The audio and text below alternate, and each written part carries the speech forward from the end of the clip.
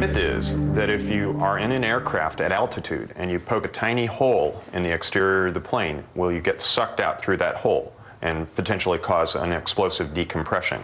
You mean like in the movies when you see like the whole cabin, like whoosh, everyone's like going towards the hole?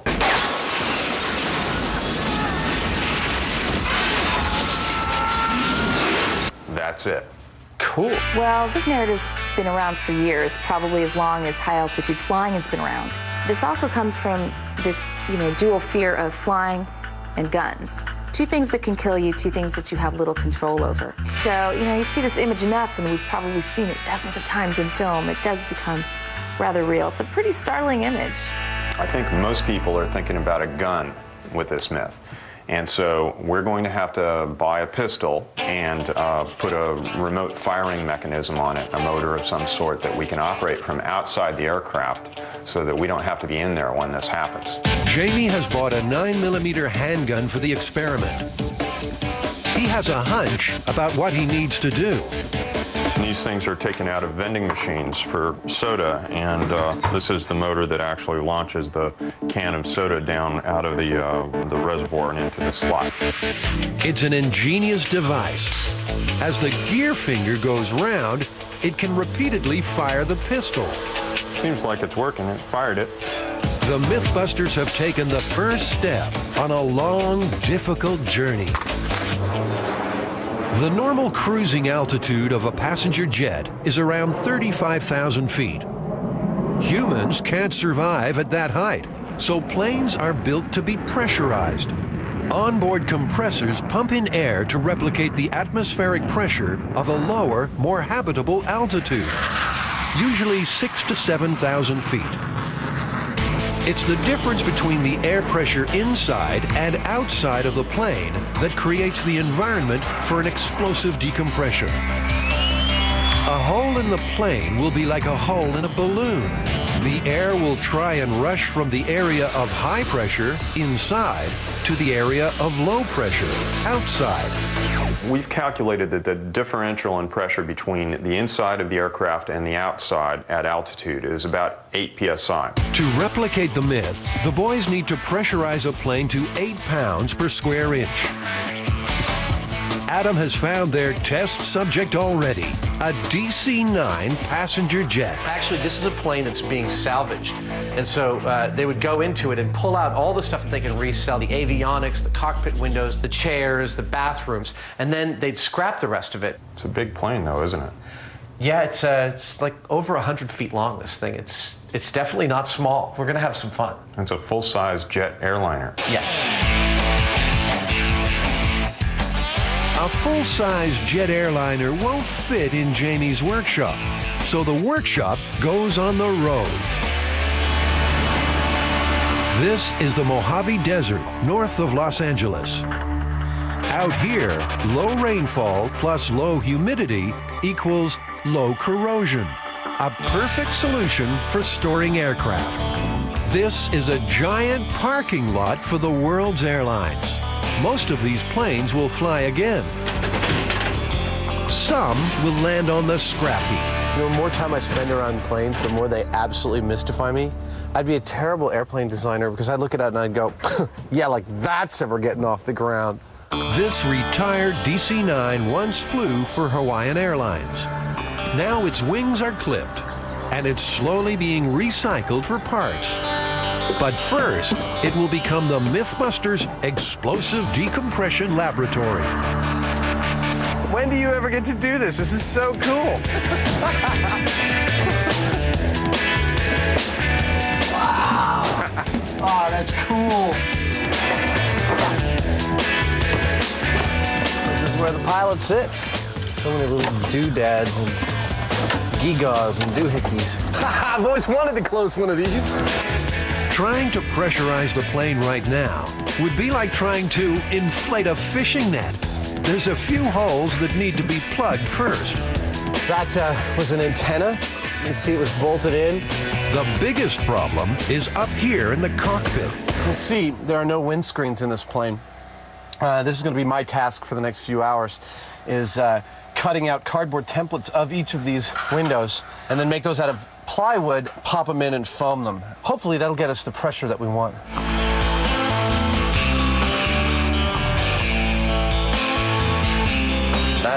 We're almost done. We're almost done with this cockpit.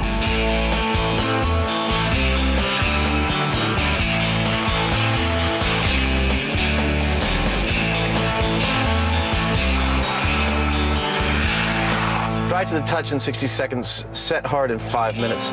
And over here is what I've previously prepared. We're actually having some fun working on this. You know, it's interesting to see how these things are built. I'm installing the pressure gauge onto the emergency escape window. This gauge will be critical during the experiment.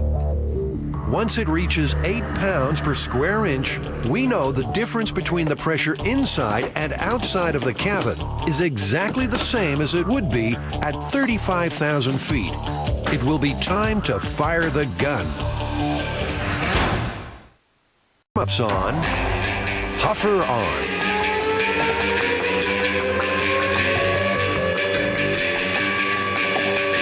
As the pressure rises once again, Jamie monitors the gun through a remote camera. We reach 8 pounds per square inch. He activates the remote firing control and shoots a hole in the skin of the jet. The plane doesn't tear open. And apart from a puff of compressed air escaping, nothing dramatic happens. You know, it did make a hole in the fuselage, and we were at the correct pressure, and I noticed our packing peanuts are still in place, and so is Buster. The plane did not explosively decompress. Yep. Perfect. And just plug that sucker right up. The next experiment is to see if a bullet fired at a window will cause it to blow out. I'm re-aiming and reloading the gun, so nobody walk in front of the plane from now on. Starting the huffer. The jet is pressurized. Jamie prepares to recreate the scenario we've seen in many movies, a gun firing inside a plane. Will it cause explosive decompression? Jamie pulls the remote trigger. The gun fires. But nothing happens. Well, that didn't seem to do much at all, did it? Dead center in the window, though.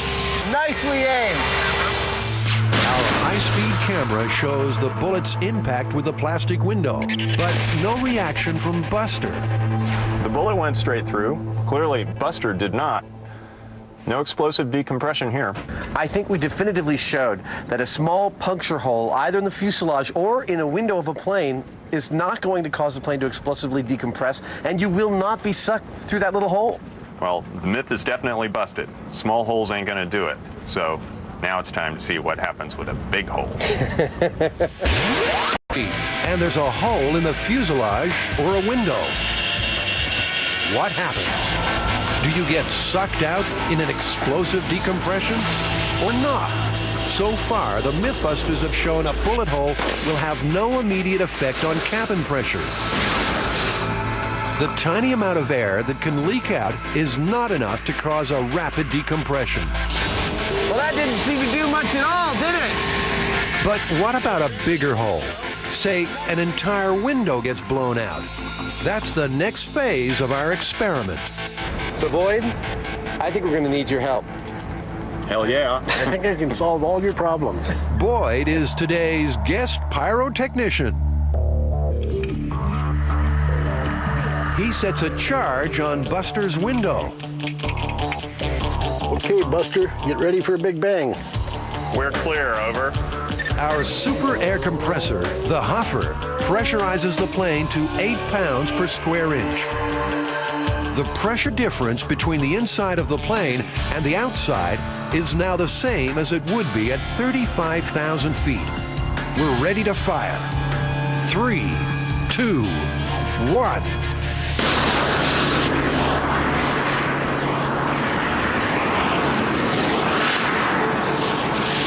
Didn't quite fit through the hole.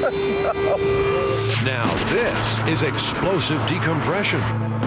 A hole the size of the window allows a huge rush of air out of the plane, taking with it anything that's not tied down, including our crash test dummy. Wow. Yeah, it looks like it's ripped some of his back flesh off there. Yeah, well, it pulled it all the way out towards the window. Can we yank this out of here? Yeah. Buster's having a bad year.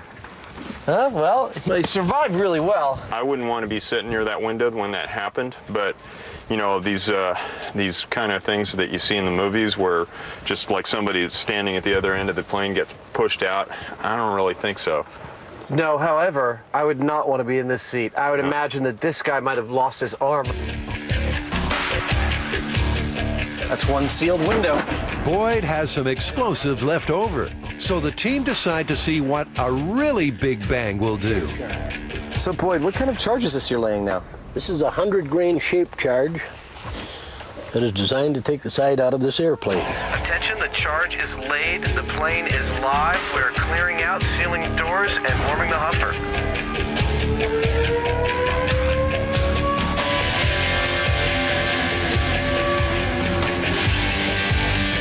We're back up to pressure and ready for ignition.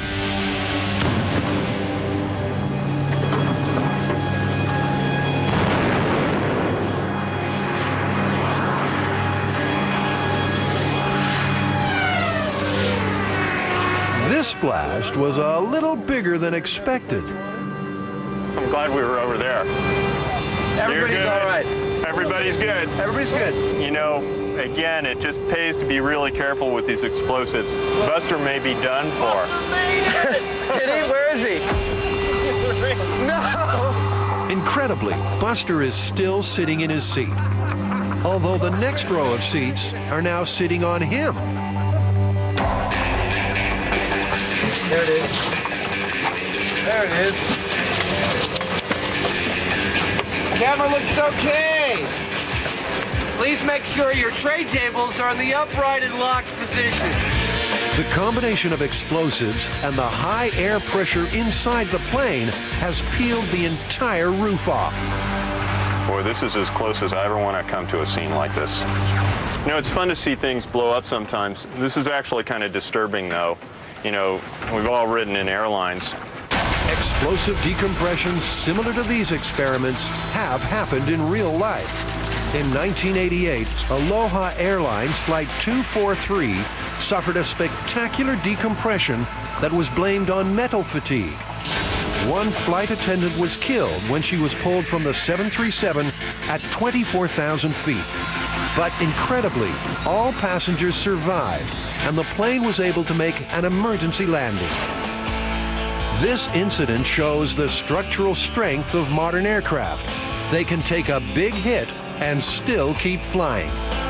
A fact that Adam and Jamie have learned working on their DC-9. If anything, testing this myth made me feel safer about flying, because it showed that even if somebody fires a bullet through the window that you're sitting at, all you're going to hear is like a rushing sound, but it's not going to destroy the plane at all.